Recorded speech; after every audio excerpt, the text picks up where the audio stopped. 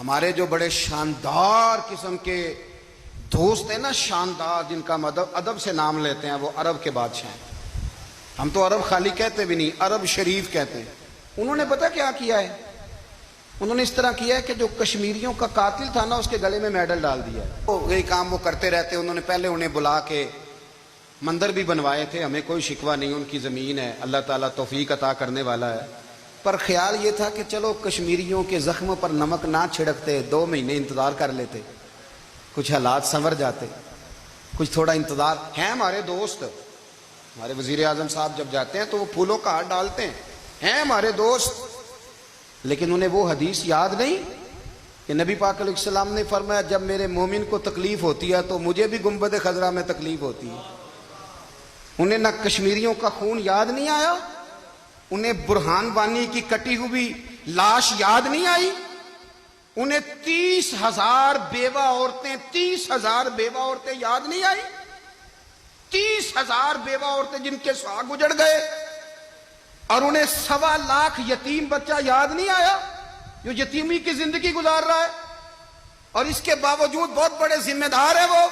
مجھے پڑھ لینے دو آج احمد فراز کا شعر۔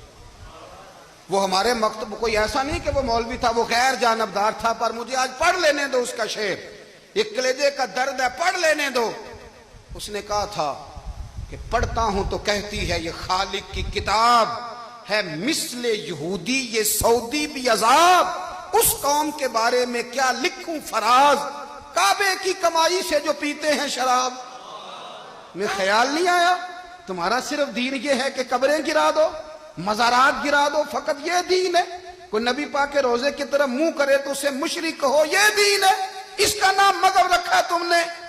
مذہب تو اس کا نام ہے کہ جو رسول اللہ کا نام لینے والا ہے وہ ہمارا یار ہے، اور جو نبی پاک کا نام لینے والا نہیں، ہمارا اس سے کوئی تعلق ہے، یہ دین ہے۔ کشمیریوں کی لاشیں نظر نہیں آتی، ان کا خون بہ رہا ہے، تباہی اتر رہی ہے، اور تم قاتل کو گولڈ میڈل پہنا رہے ہو۔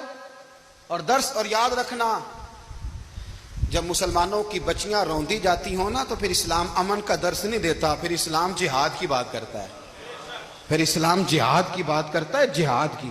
وہ قومیں غیرت مند نہیں ہوتی کہ جن کے گھروں میں آگ لگی ہو اور وہ غیروں کو ہار پہناتی پھریں۔ اللہ کا کچھ خوف کرو، زندگی مختصر ہے۔ دبئی میں پتہ نہیں کتنے میں حکمران رہے اور پھر وہ کتنے دنیا سے چلے گئے، کتنے رہے اور کتنے چلے گئے۔ خدا را کچھ خدا، تم سے اچھے تو وہ نیو یارک کے رائٹر ہیں جو کم از کم اپنے کالموں میں کشمیر کی بات کرتے ہیں۔ تم سے اچھا برطانیہ کا وہ شخص ہے جو کم از کم BBC لندن پہ رپورٹ جاری کرتا ہے تو کہتا ہے کشمیر پہ ظلم ہو رہا ہے۔ تم سے تو وہ اچھے رہ گئے، تم نے بات کرنا تو دور کی بات، تم نے دشمنوں کے گلے میں ہار پہنانے شروع کر دیے۔ کل جب پوچھیں گے بلا کے تم کو اپنے سامنے، کیا جواب جرم دو گے تم خدا کے سامنے؟ بڑی تکلیف ہوئی، بڑی تکلیف ہوئی۔ وہ نا منصور حلاج کو پھانسی دی جا رہی تھی تو حضرت جنید بغدادی بھی آ کے دیکھنے لگے، تو منصور حلاج کہنے لگے بابا سارا زمانہ دیکھے پر تو نہ دیکھ، سارا زمانہ تماشا دیکھے انہیں تو پتہ کوئی نہیں نا، تو نہ دیکھ۔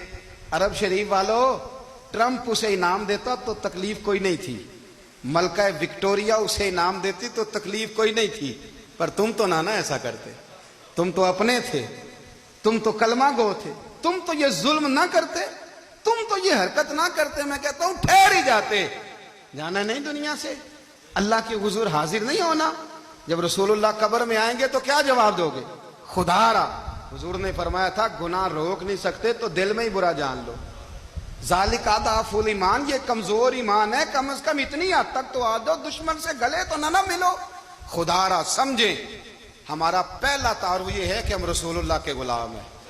اقبال نے کہا تھا وطن کا بت نہ بنانا، وطن کو بت نہ بنانا۔